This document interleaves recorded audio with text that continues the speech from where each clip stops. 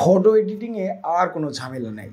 আপনি আপনার হাতে থাকা ফোন দিয়ে আপনার ফোনে যদি গুগল ইমেজ থাকে, গুগল ফটো বা গুগল ইমেজ, এটা সব ফোনেই বিল্ট ইন থাকে এবং আপনি এই গুগল ফটো দিয়ে আপনি যে কোনো ছবি এডিট করতে পারবেন। আসলেই দারুণ ব্যাপার।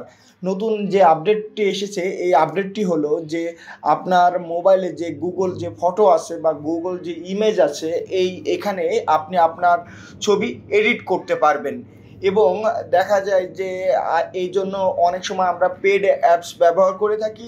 আপনার আর কোনো ধরনের পেড অ্যাপ ব্যবহার করা লাগবে না, গুগলের মাধ্যমেই আপনি এই ছবি খুব সহজেই এডিট করতে পারবেন।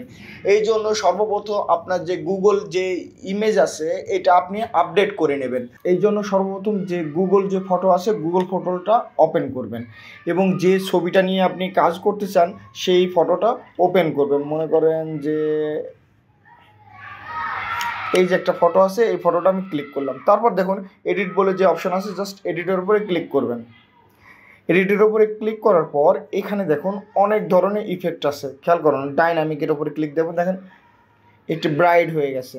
তারপর enhance, vivid, luminous, radiant, ember, airy, afterglow, stormy.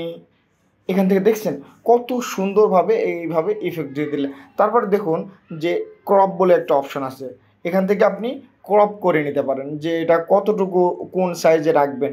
এই যে original size, square, free size, এখান থেকে আপনার পছন্দের মতো। এবং আপনি যদি মনে করেন যে ছবিটা ডানে বামে কোনো যেভাবে আপনার মনে করেন সেভাবে ক্রপ করে নিতে পারবেন। এবং দেখেন এখানে একটা ডিগ্রি আছে, আপনি যদি মনে করেন যে ছবিটা একটু ফ্রেম 45 ডিগ্রি 10 ডিগ্রি একটু ব্যাখ্যা করবেন, এখান থেকে করে নিতে পারবেন। এই দেখেন দেখেন দেখছেন কি সুন্দরভাবে আপনি আপনার মতো করে ফ্রেমগুলা ক্রপ করে নিতে পারবেন। তারপর সেভ কপি দিয়ে দিলে এটা সেভ হয়ে যাবে। বুঝছেন ব্যাপারটা আশা করি। তারপরে আরেকটা টুলস আছে, এই ক্রপের পাশে একটা দেখেন টুলস বলে একটা অপশান আছে, টুলসের ওপরে ক্লিক করবেন। এখান থেকে দেখুন যে ব্লার বলে একটা অপশান আছে, দেখেন ব্লারের উপরে আমি ক্লিক করলাম, দেখুন পেছন ব্লার হয়ে গেছে। এটা তো এবার নিশ্চয়ই ভালো বুঝতে পারছেন। দেখুন একদম ডিএসএলআর ক্যামেরাতে যেভাবে ব্লার করে এখানে অটোমেটিকলি এটা ব্লার করে দিয়েছে, ঠিক একইভাবে। এটা হচ্ছে ব্লার অপশন। এবং এখান থেকে দেখুন ম্যাজিক ইরেজার, এটার উপর যদি ক্লিক করেন তাহলে দেখুন কি হয়। তারপরে মনে করেন যে এটা যে ক্লিক করার পর মনে করেন যে এই তাল গাছটা আমি এখানে রাখবো না, জাস্ট এটার উপর আমি সিলেক্ট করলাম যে যে অংশটা আমি রাখতে চাচ্ছি না।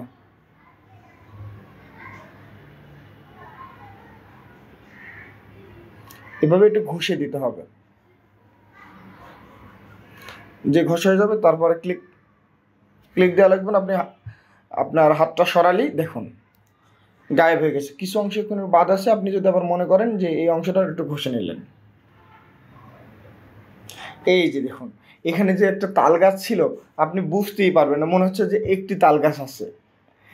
এইভাবে ইরেজ করে নিতে পারবেন। তারপর স্কাই, এই যে দেখুন এই যে স্কাই দেখুন, ওই যে এটা তো প্রথমেই ছিল, এই যে বিভিন্ন টাইপের স্কাই এভাবে হয়ে যাবে।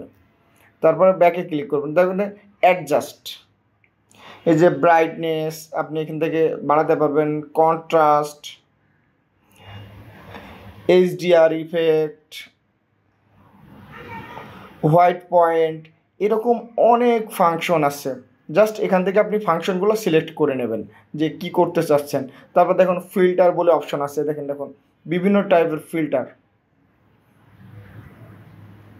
তারপর মেকআপ, যে ছবি অনুযায়ী কি লাগবে আপনি সেই অনুযায়ী এটা সিলেক্ট করে নেবেন। এভাবে আপনি আপনার পছন্দের যে ছবিকে ইচ্ছা মতো করে এডিট করে নিতে পারবেন এবং সুন্দর করে আপনি আপনার এই ছবি ব্যবহার করতে পারবেন। গুগল ফটোর এই আপডেটটি আসলে একটি দুর্দান্ত একটি আপডেট, এবং যারা ফটো এডিট করতে পছন্দ করেন তাদের জন্য তো অবশ্যই একটি দারুণ আপডেট। এবং এভাবে আপনারা আপনার হাতে থাকা ফোন দিয়ে গুগল ফটো দিয়ে আপনি আপনার ছবি এডিট করতে পারবেন। আশা করি এই ভিডিওটি আপনাদের অনেক ভালো লাগবে, এবং যদি ভিডিওটি ভালো লেগে থাকে অবশ্যই একটি লাইক দেবেন এবং কমেন্টস করে জানাবেন আমার ভিডিও আপনাদের কেমন লাগলো। আজকের ভিডিও এ পর্যন্তই। আল্লাহ হাফেজ।